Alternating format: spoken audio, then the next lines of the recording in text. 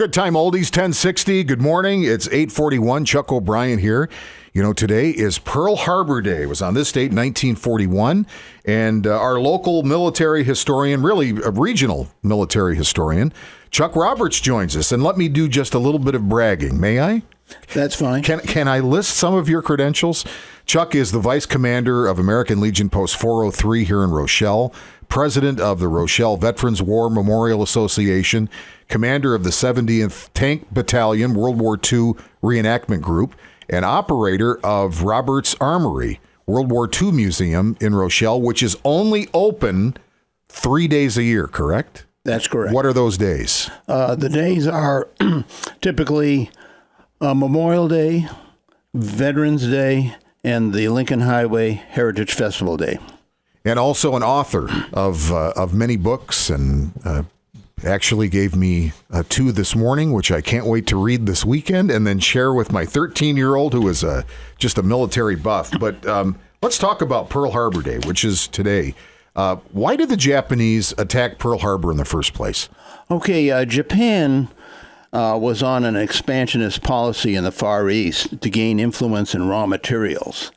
And the Roosevelt administration noticed this, and Japan was attacking China and taking over other countries. And negotiations were started to try to stop this, but the Japanese did not stop. And the Roosevelt administration finally gave up talking and slapped an embargo on the Japanese.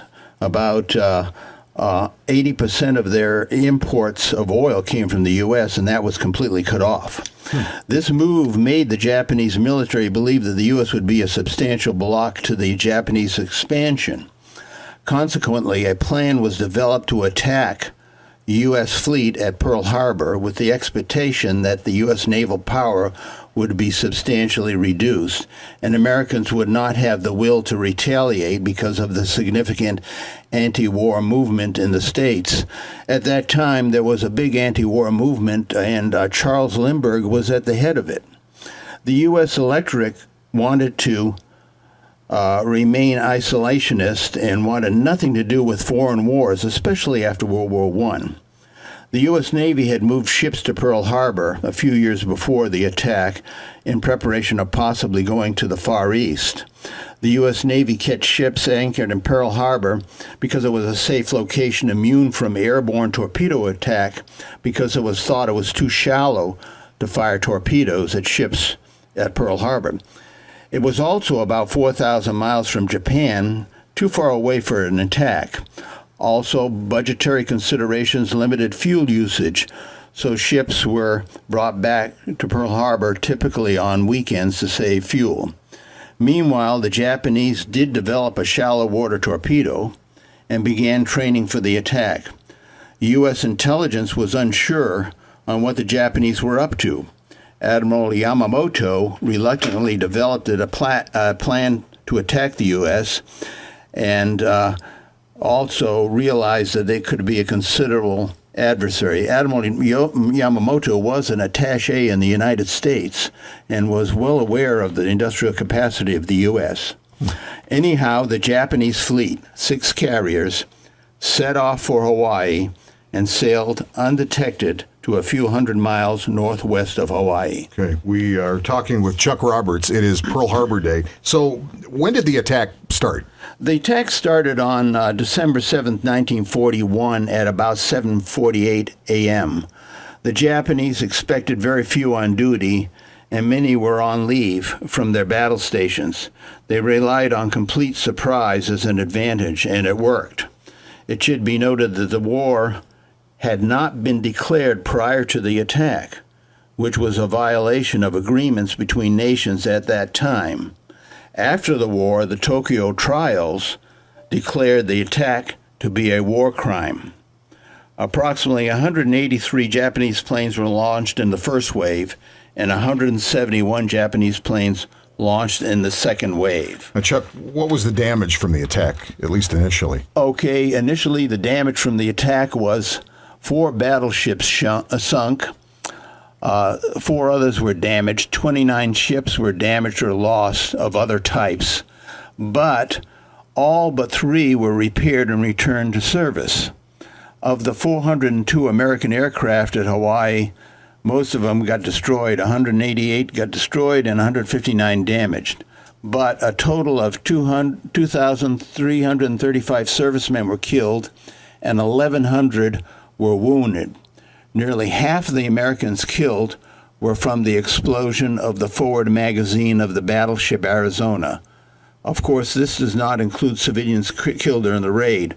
Sometimes the shells from ships were fired at airplanes and they landed in Hawaii at various locations, including Honolulu, and some people were killed there. Okay. We do have, Rochelle has a connection. Who from the area was Okay, there? from Rochelle, Edward Seco was a Marine stationed at Pearl. Try Hansen was stationed at Fort Cam, Honolulu. Carl Wood was stationed at Bellows Field.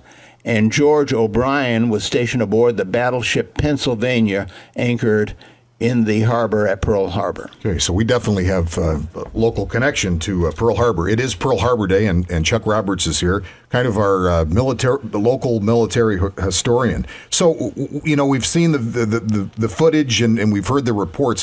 What was not damaged during the attack? Okay, what was not damaged was the repair facilities, and there were dock facilities, and the aircraft carriers. Luckily, the 3 aircraft carriers were out to sea practicing landing and takeoffs, and they were not there, and the Japanese had expected them to be there. Several ships that were sunk were resurrected and repaired and fought on during the war. The aircraft carriers were vital to the American victory at the Battle of Midway, which occurred about 7 months later. Okay. All right. From a Japanese perspective, we'll get to the American perspective in a moment, but from the Japanese perspective, what did the attack accomplish for them? The attack delayed the deployment of the battleships to the Far East to block Japanese expansion. At the time, the navies of the world figured battleships were the most important ships, so if you sunk them, you had pretty much reduced the effectiveness of an adversary. The Japanese immediately after this attacked the Philippines, figuring the Americans would not have the battleships to retaliate. However, Admiral Yamamoto remarked that all we have accomplished was awakening a sleeping giant. He knew that he had probably 6 or 7 months to make the conquering aspects of his plan work. Otherwise, the Americans would retaliate with force. And how about from our perspective? Pearl Harbor? From our perspective, there was a disagreement among the Navy admirals on the usefulness of battleships. Aircraft carriers were replacing battleships as the primary way to project military power. Admiral Halsey kept the ships out to sea, training, and spared them from attack, which was a good thing for the U.S. The next major naval battles in 1942, Battle of the Coral Sea and Battle of Midway, were carriers against carriers with no battleships involved. The battleship had become less useful in projecting military power. The Americans were outraged by the attack. When the war was declared, many young Americans went to recruiting stations to join the military. The country was transformed overnight from isolationist to globalist with the objective of defeating the Japanese.